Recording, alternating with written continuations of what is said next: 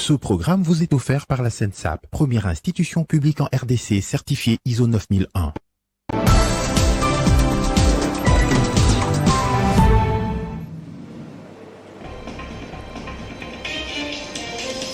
Est-ce une étape importante dans l'enquête sur l'assassinat de Lumumba? La justice belge s'est saisie des documents confidentiels de la commission d'enquête parlementaire de 2000-2001 sur la mort de l'ancien Premier ministre congolais et héros de l'indépendance nationale. Qu'est-ce que cela va changer? Nous avons joint dans le journal un proche de la famille.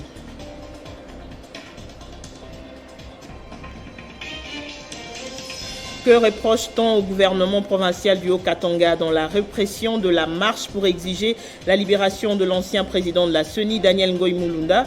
La FBC de Nenenkoulou promet des poursuites judiciaires et sur ce plateau, nous aurons également un invité à ce sujet, Claudel Chikamba. En culture, c'est ce samedi que le général des FAO sera inhumé à Kinshasa. Ce vendredi, il est prévu une veillée mortuaire dans la salle Grasse sur l'avenue Victoire, dans la commune de Kalamou, sous la responsabilité de la famille biologique et artistique. Le journal sur Télé 50, bienvenue à tous. C'est une perquisition de la justice belge au Parlement fédéral.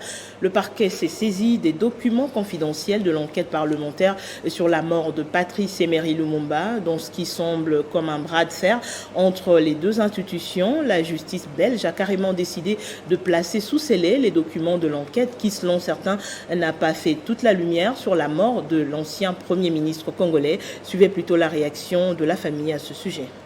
Nous sommes tout à fait satisfaits de cette procédure engagée par le Parlement belge, notamment cette commission d'enquête qui a voulu prendre l'ensemble des dossiers qui ont été, dont les auteurs, certaines personnalités ont été auditionnées, et dans le but maintenant de donner à la chambre d'accusation cette possibilité d'instruire auprès de la justice belge comme il se doit. Donc nous entrons dans une phase, la phase la plus importante, et qui consiste maintenant à déclencher les mécanismes de savoir les responsabilités pénales dans cette affaire de Patrice Emery Lumumba.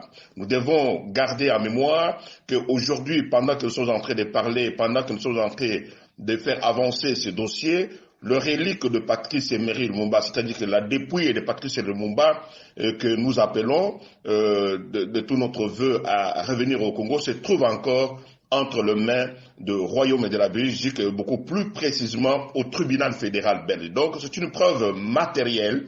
Donc de ce point de vue, l'enquête continue et nous souhaitons aujourd'hui que l'ensemble de Congolais, l'ensemble de peuple congolais et surtout beaucoup plus les représentants de l'État congolais au sommet de l'État comprennent que nous avons besoin que l'État congolais s'implique et accompagne encore davantage cet élan, de façon que lorsque cette question de justice sera traitée jusqu'au bout et que finalement qu'on aille un dénouement et qui permettra à ce que la paix revienne entre les deux pays, notamment le Royaume de la Belgique, qui est responsable directement, moralement et pénalement de l'assassinat de Patrice Emery Lumumba. La Chine accepte d'accompagner la RDC dans la mise en œuvre du projet de développement à la base de 145 territoires. C'est ce qui ressort de l'audience que le Premier ministre Jean-Michel Samaloukonde a accordée à l'ambassadeur chinois en poste en RDC. Zhu Jing est aussi revenu sur les recommandations de la 8e conférence ministérielle du Forum de coopération sino-congolaise organisée en décembre 2021. Oui, je suis venu d'abord pour présenter et transmettre les vœux du Premier ministre chinois, M. Li Keqiang, au Premier ministre Samaloukonde, les vœux de bonne année, les vœux aussi de réussite pour le gouvernement congolais pour l'année 2022.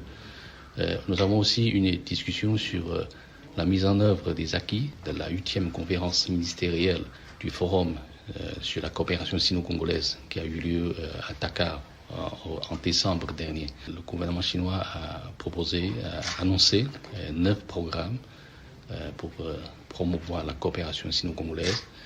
Et les 9 programmes, on espère à travailler ensemble avec la partie congolaise pour établir la liste des projets et aussi les mettre en œuvre dans les meilleurs délais pour que ces 9 programmes bénéficient le plus tôt possible à la population congolaise. Oui, les 9 programmes couvrent beaucoup de domaines à partir de la santé publique, par exemple avec l'offre des vaccins, des dons des vaccins anti-Covid.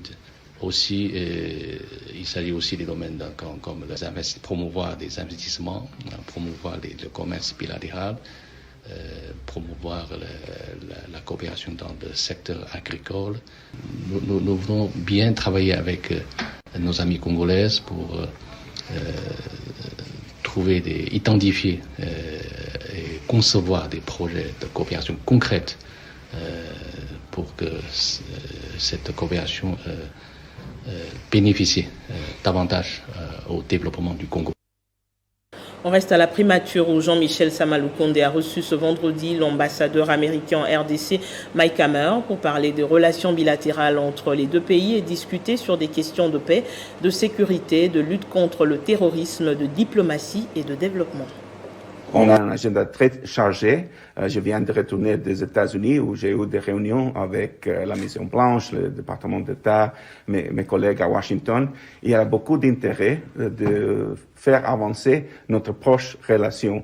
On a discuté aujourd'hui la situation de sécurité à l'est du pays, l'effort de la lutte contre les terroristes, ISIS-DRC, les ADF et aussi les groupes armés.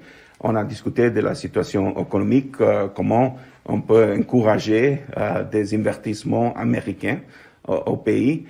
Aussi, la détermination, la vision du président Tshisekedi pour faire la RDC un pays solution dans la lutte contre les changements climatiques et les manières que les États-Unis peuvent aider la RDC à préserver le bassin du Congo, à discuter de les possibles visites de haut niveau de personnes des États-Unis et qu'il y a beaucoup d'intérêt sur la RDC maintenant à cause du leadership du président Tshisekedi, à cause de l'importance de la RDC en Afrique, aussi le fin de mandat dans l'Union africaine. Et la RDC est très engagée diplomatiquement dans l'Afrique, dans le monde, et les États-Unis voudraient continuer cette bonne amitié et de faire avancer notre intérêt commun avec tout le respect et toute la détermination de faire avancer la prospérité pour notre deux pays. À la fonction publique, 22 870 agents de l'État mécanisés vont percevoir leur rémunération de 4 mois successifs. L'annonce a été faite jeudi par le vice-premier ministre, ministre de tutelle Jean-Pierre Liaou. À l'occasion, le patron de la fonction publique a confirmé le paiement de salaire de tous les fonctionnaires avec comme détail le rabattement de l'IPR de 15 à 3% dès ce mois de janvier. Débuté au mois de septembre 2021, le processus d'une mécanisation progressive des fonctionnaires qui prestaient sans être rémunérés depuis des années a été finalisé. Ce jeudi, le vice-premier ministre, ministre de la fonction publique, Jean-Pierre Liaou, a annoncé la disponibilisation des fonds au niveau des banques commerciales pour l'effectivité de la paye de 22 870 agents publics de l'État pour le mois d'octobre, novembre, décembre et janvier. Cela sur toute l'étendue de la République. Ce long processus, lancé depuis fin septembre, début octobre, vient d'être bouclé. Les fonds ont été disponibilisés, les listings ont été élaborés et harmonisés. Et les agents concernés par cette mécanisation, toute administration et toute province confondue, pourront recevoir leur rémunération, leur paye concernant le mois d'octobre, novembre, décembre, et sur le coup janvier, ce 22 870 personnes, il s'agira de pouvoir entrer dans leurs droits. En outre, le vice-premier ministre, ministre de la fonction publique, Jean-Pierre Liaou, a confirmé le paiement des salaires des fonctionnaires de l'État de ce mois de janvier avec rabattement de 15 à 3% de l'IPR. Le rabattement fiscal de 15 à 3% sur les primes qui avait été promis sera effectif dès ce mois de janvier.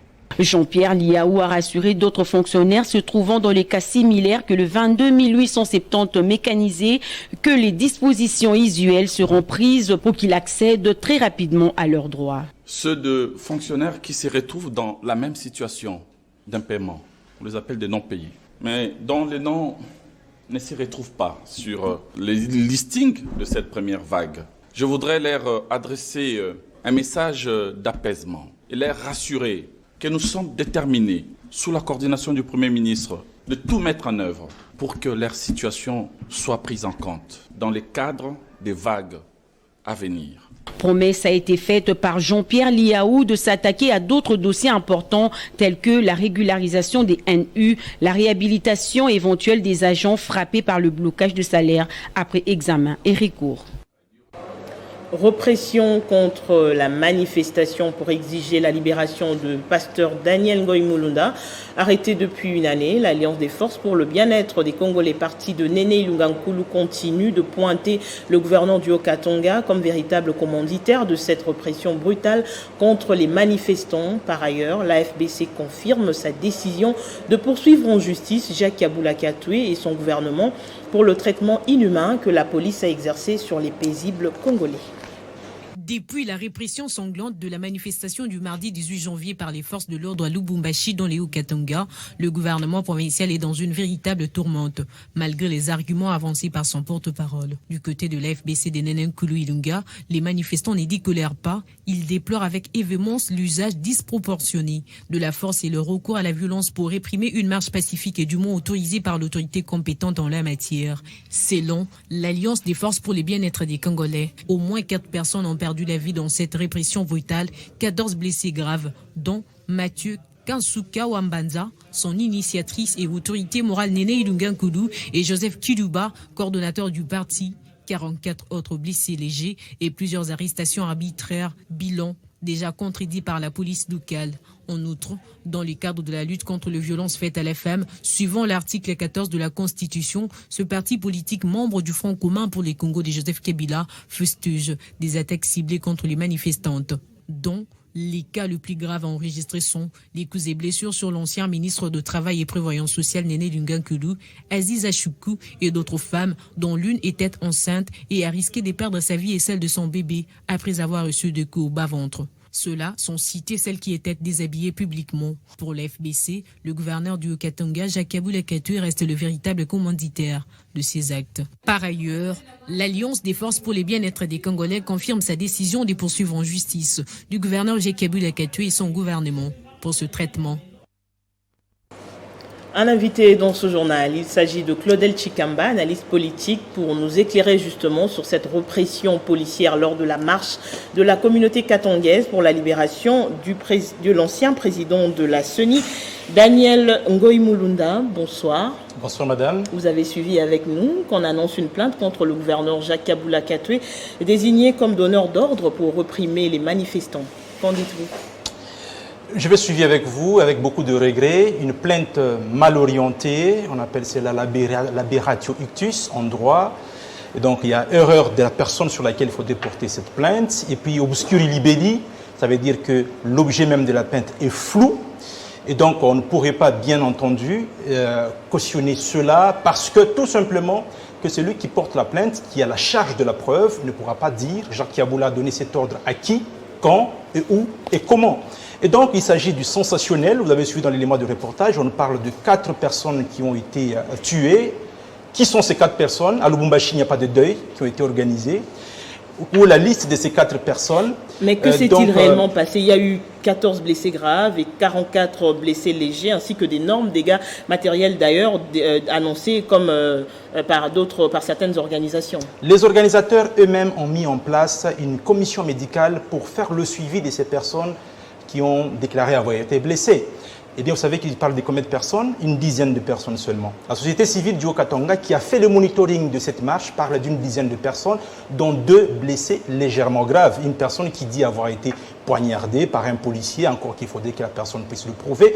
Et le député Mathieu Kansuka, qu'on a vu avec, bien sûr, des hématomes et 2 égratignures sur le visage. Et les autres blessés, ce sont des blessés légers. Ils ont été pris en charge par les cliniques universitaires de Lubumbashi, J'ai bien dit, je répète les chiffres, 10 personnes tout au plus. Alors, on parle de 14 blessés graves. Où est la liste de ces 14 blessés graves? Où est la liste de 44 blessés imaginaires que le parti AFBC tend à pouvoir brandir aujourd'hui pour manipuler l'opinion?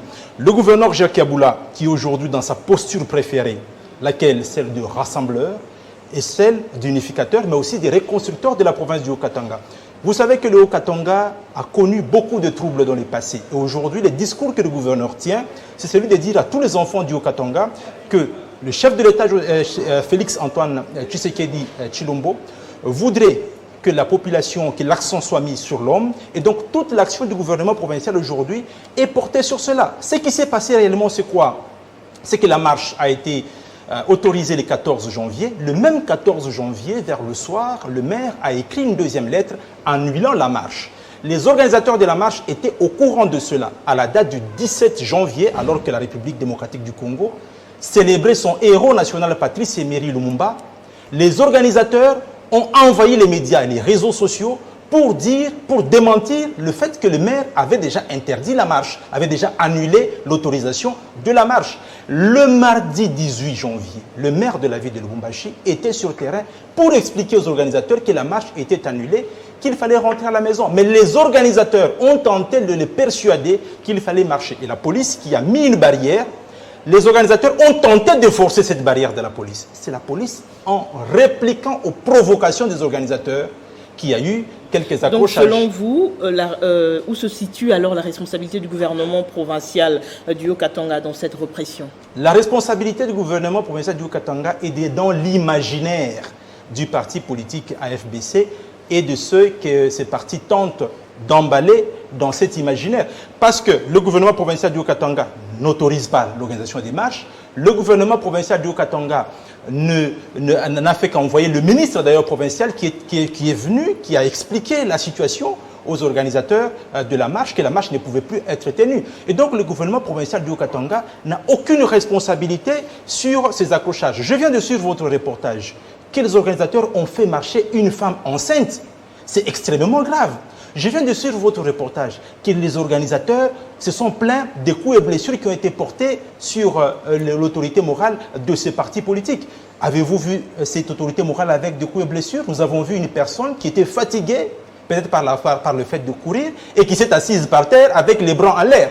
Et donc, nous constatons ici qu'il y a une tentative de manipulation dans une province qui est bien gérée par le gouverneur du Haut-Katanga, qui donne des résultats au mandat du président de la République, Félix Tshisekedi, parce que dans différents compartiments de la vie sociale, le Haut-Katanga témoigne aujourd'hui qu'il y a la reconstruction de la voirie urbaine, qu'il y a la reconstruction de la voirie rurale, qu'il y a également d'autres actions qui sont posées. Pour la première fois dans l'histoire, on a une farine qui est étoffée, qui est marquée par, qui est appelée la farine du Haut-Katanga. Et aujourd'hui, pour la première fois dans l'histoire, le prix de la farine ne galope pas sur toute l'année et la lutte contre l'autosuffisance alimentaire est largement assurée aujourd'hui.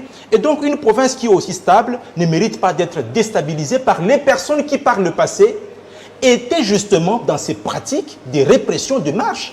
On connaît qui ont été les instigateurs des pratiques des répressions des marches, pratiques d'ailleurs sauvages, parce qu'à l'époque, on connaissait même les morts, les gens qui ont été gazés dans les églises. Merci et donc, beaucoup. aujourd'hui, nous tenons à dire que le gouverneur du Haut-Katanga, la plainte qui a été orientée contre lui est sans effet parce qu'il y a obscurité du libellé, il y a erreur sur la personne tout simplement. Merci Claudel Chikamba, analyste politique, de nous avoir justement éclairé sur cette répression lors de la marche pour la libération du pasteur Daniel Ngoï-Mulunda. Merci. C'est moi qui vous remercie.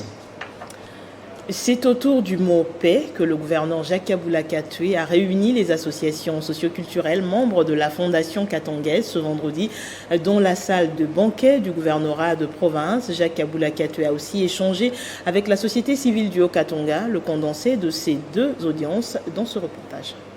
Prôner la paix et la cohabitation entre les peuples vivant dans le Haut-Katanga, voilà la recommandation du gouverneur Jacques Yeboula Katoué aux associations socioculturelles, membres de la Fondation katangaise pour cette année 2022. Au cours de cet échange à bâton rompu, il a été question de renforcer la bonne collaboration entre l'autorité provinciale et la Fondation katangaise, a affirmé son président Raphaël Mututa. Nous voulons la paix, nous voulons prôner la paix. La paix, c'est le ciment de tout le développement. Donc nous devons surtout beaucoup cimenter nos relations qu'il y a entre le gouvernorat et les associations socioculturelles. Nous savons qu'à travers le monde, aucun peuple ne peut se développer seul. Nous ne sommes pas seulement les Katangais. Les Katangais, c'est un homme très hospitalier. Il reçoit les gens qui viennent de gauche à droite. Nous devons vivre ensemble. Paix et sécurité, socle du développement. C'est autour de ce même sujet que le gouverneur du Haut-Katanga s'est entretenu avec les cadres de concertation de la société civile conduite auprès de l'exécutif provincial par son porte-parole Carlo Achulu. Nous venons d'échanger avec son Excellence, Monsieur le Gouverneur, autour de grandes questions de l'heure, dont la marche du 18 dernier, où nous appelons les uns et les autres à l'apaisement. Les gens doivent privilégier le dialogue pour le bien-être de la population haut-katangaise. Nous devons vivre dans l'unité et nous devons privilégier toutes les communautés, le dialogue. À tous les habitants du Haut-Katanga, nous leur demandons, premièrement, de ne pas se laisser manipuler, mais de plus privilégier chacun à ce qui le concerne, le dialogue, l'apaisement et les vivre ensemble en tant que communauté haut-katangaise toutes confondues. Pour les développements du Haut-Katanga, le gouverneur Jacques Kaboula Katoué souhaite que la paix et la sécurité soient le partage de tous ses administrés. Alors que l'on se posait des questions sur ce qu'il faisait depuis un certain temps, le docteur Jérôme Mouniangui est au Maniema où il enchaîne recherche, expérimentation et traitement. Cette semaine, le chercheur congolais a présenté les résultats de son protocole, l'Arti-Covid, qui connaît déjà un franc succès en province. Gaëtan Koubaboranzi. Médecins des hôpitaux généraux de Kindu, des structures sanitaires de référence de la place, quelques membres de l'équipe de riposte contre la Covid-19 au Maniema, enseignants d'université et journalistes, ce sont là les personnes invitées par la Fondation Jérôme Mouniangui à cette matinée scientifique. Pour le chercheur congolais, il était temps non seulement de présenter le résultat de son protocole de recherche, l'Arti-Covid, mais aussi de recevoir les avis du monde scientifique et de récolter les témoignages des effets du produit sur les malades. Ce traitement est expérimenté par quelques autorités provinciales, notamment le chef de division santé du Maniema, le docteur Eustache Bimala. Nous étions une province témoin parce que quelques cas ont été pris en charge. Généralement, tous les non-répondants qui étaient mis sous Arti-Covid ont donné des résultats satisfaisants. Je peux même vous dire que l'exemple frappant, c'est moi-même, parce que j'étais dépisté positif le 22 décembre, on m'a mis sous traitement, je n'ai pris que l'Arti-Covid et 7 jours après, j'étais négatif. Le docteur Jérôme Mouniangui répond ici à la question du choix de la province du Maniema. La province du Maniema a été choisie parce qu'il y a eu des expérimentations ici sur Covid avec notre produit qu'on appelle Arti-Covid. Et nous avons eu des très bons résultats. Et nous, comme nous continuons la recherche sur le Covid-19, nous sommes venus pour montrer le nouveau protocole que nous avons et continuer encore cette recherche dans notre province. Une recherche ne se fait jamais seule. Une recherche se fait toujours en équipe et cette équipe est parfois multidisciplinaire. La matinée scientifique a tourné essentiellement autour des évidences cliniques et biologiques de l'Arti-Covid dans la prise en charge de l'infection à Covid-19. Le secrétaire général du PALU, Willy Makiachi, a initié la campagne de sensibilisation dans les écoles pour lutter contre la Covid-19. À l'occasion, plusieurs membres du caucus des médecins du PALU ont également débuté la sensibilisation dans plusieurs écoles de la capitale.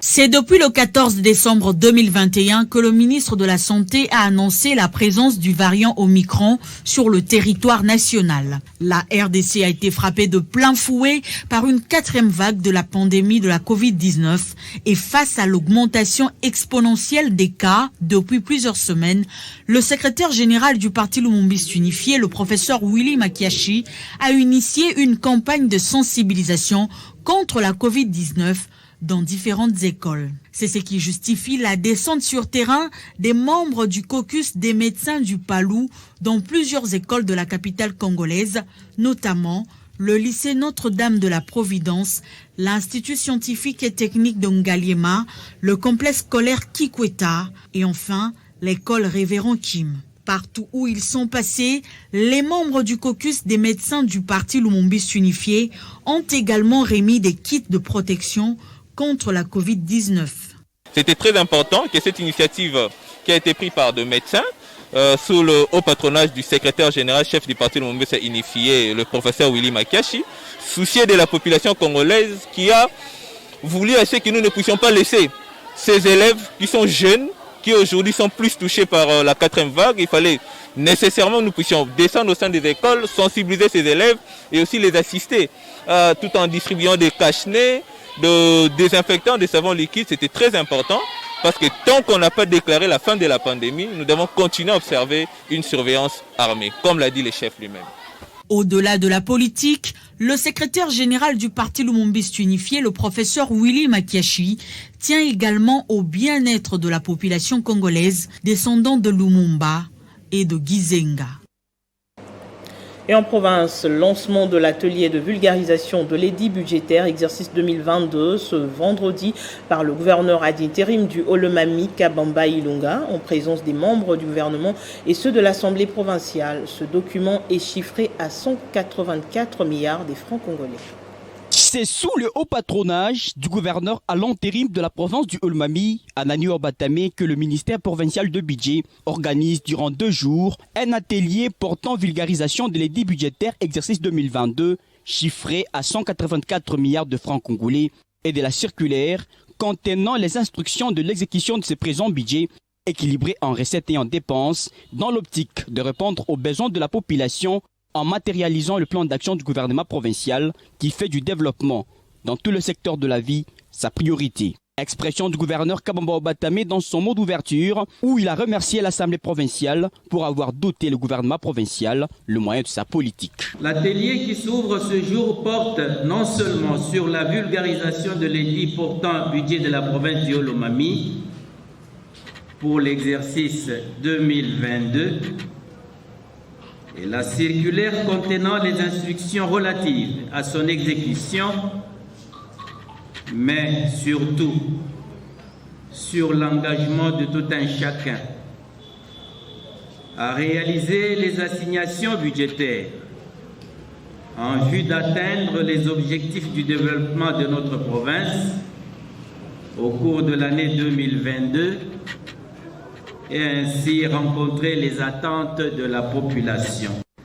C'est donc à ce sujet que j'attire l'attention de tous les participants sur l'importance de votre contribution, aussi individuelle que collective, face aux responsabilités qui vous incombe. Il s'est de signaler que cet atelier connaît la participation de l'Assemblée provinciale, gouvernement, services d'assiette et partenaires qui ont eu des éclaircissements en posant des questions relatives à la bonne maximisation des recettes qui doit être la priorité de tout contribuable. Plusieurs réseaux des femmes sous la direction du Mouvement international des femmes dynamiques d'Afrique, MIFDA, que dirige Mami Moujani Freebox, ont organisé ce vendredi une cérémonie de signature du livre d'or de gratitude et de reconnaissance envers le chef de l'État, Félix Tshisekedi, pour avoir placé plusieurs femmes dans les institutions, concrétisant ainsi l'article 14 de la Constitution.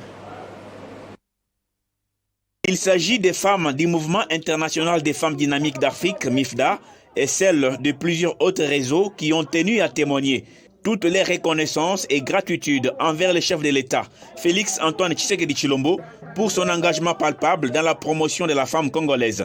Ceci s'est traduit par le nombre de postes de responsabilité confiés aux femmes, ce qui concrétise l'article 14 de la Constitution.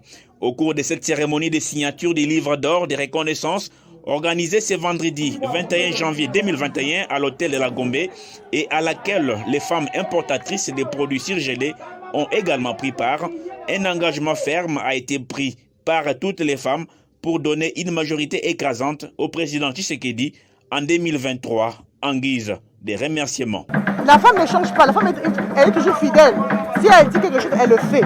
Et je pense que si on donne la chance aux femmes dans ce pays, ce pays va vraiment prendre de l'envol. En guise de remerciement, en guise de reconnaissance et gratitude à cette volonté palpable qu'il est en train de démontrer pour la concrétisation de l'article 14 de la Constitution, nous sommes venus lui dire merci pour l'encourager et surtout l'encourager à continuer à promouvoir cette femme. Également une journée dédiée à toutes les femmes MIFDA venues de la société civile, le parti politique, les ONG, les fondations engagées à soutenir la vision du chef de l'État, Félix Antoine Tshisekedi Tshilombo. Et en culture, c'est ce samedi que le général des FAO sera inhumé à Kinshasa. Décédé le 27 décembre à Douala au Cameroun, l'artiste chanteur congolais Lulendo Matumona, dit des FAO, sera inhumé au cimetière nécropole entre terre et ciel. Ce vendredi, il est prévu une veillée mortuaire sans la dépouille dans la salle Grasse sur l'avenue Victoire dans la commune de Calamon sous la responsabilité de la famille biologique et artistique. Géné de FAO. En tout cas, merci à toi. Nabana Congo Mobimba, Nabana Afrika, na 4 coins, il y a monde entier Mobimba. On a les Kambo Oyo, et puis biso artistes et musiciens. Na moko na biso Oyo atiki mokili na kombo ya général de FAO Matumona. Alors liwana ye ezala mindondo te. Topesa nyonso na maboko ya Nzambe.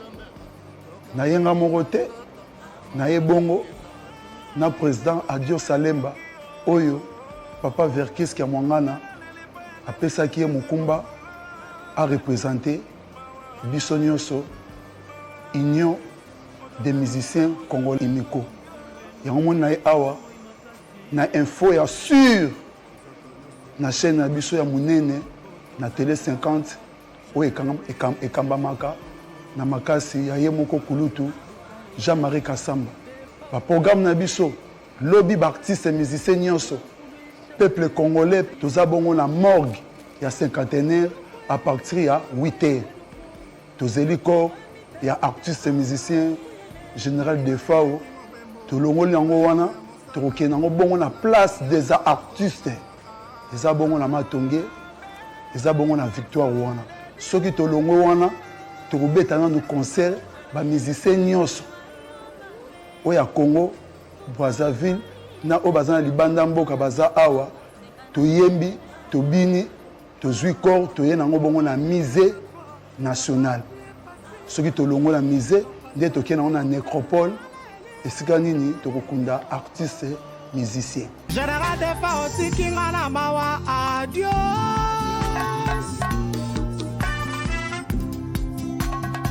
biso ba artiste nyonso tosangani nzembo yango wana imiko asali pona kosangisa ba artiste nyonso de force aki mutu ya non conflictuel nzembo yango wana ba artiste nyonso basangani et to remercier PDG Jean-Marie Kassamba na programme na biso ya témoignage yem to pesa témoignage ndenga zaki na de FAO lobby na mise ndenga zaki na de FAO que Jean-Marie azalaka na biso nyonso ayebi moko na biso.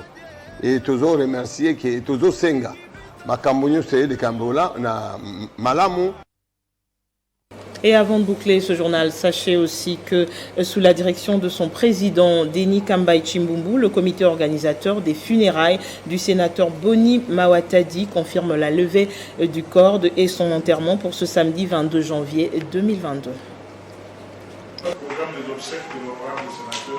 C'est une deuxième séance de travail pour l'organisation des funérailles du sénateur Boni Mawatadi, élu du Kasaï central. En sa qualité de président de cette commission, le sénateur Denis Kambai a réuni la famille biologique de l'illustre disparu, le secrétaire général de la Fédération congolaise de basketball, représentant le comité exécutif, les membres de l'administration publique du Sénat, ainsi que les sénateurs du groupe provincial du Kasaï central et les membres du cabinet du questeur adjoint du Sénat. Merci beaucoup, on a adopté la première page. Après 4 heures d'entretien et d'échange, il en ressort les décisions suivantes. L'organisation ce vendredi d'une messe d'action de grâce à la résidence du feu Boni Mawatadi, au quartier Brikin, au numéro 1 de l'avenue Nzundu, à Ngalima. La levée du corps aura lieu le samedi 22 janvier à la morgue de l'hôpital du Cinquantenaire à 12h et s'en suivra le départ pour la nécropole entre ciel et terre.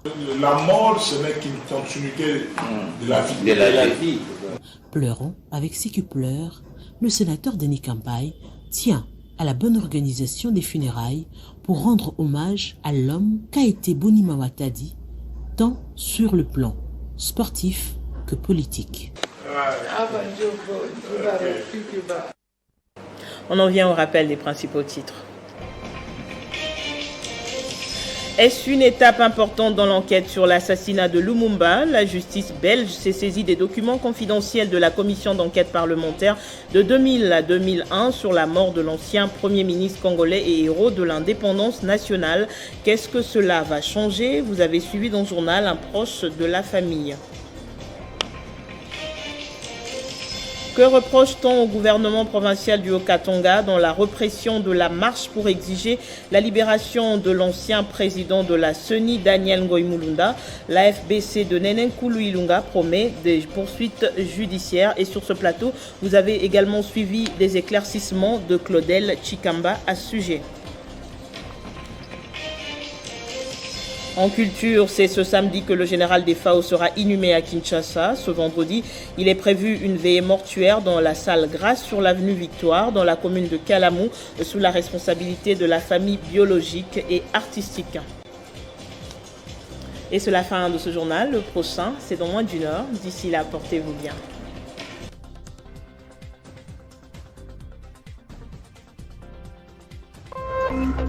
Téléchargez les infos Télé 50 sur www.tele50.cd. Ce programme vous a été offert par la SENSAP, première institution publique en RDC certifiée ISO 9001.